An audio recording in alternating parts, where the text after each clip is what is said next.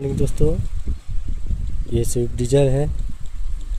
North east India Arunachal Pradesh में घूमने के लिए अगर कोई आना चाहे तो ये नया गाड़ी है। बिल्कुल स्विफ्ट डिज़ायर है। 2-3 लोग आराम से टूर कर सकते हैं। देखिए बिल्कुल एकदम नया है, बहुत मस्त है।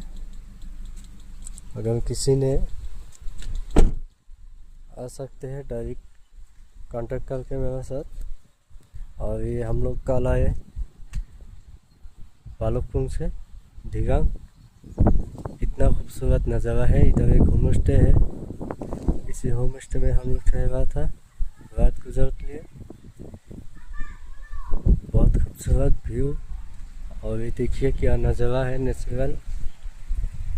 वो जो टेंट देख रहा है वो टेंट में था मैं। ये लोग इधर खेती भी करता है। देखिए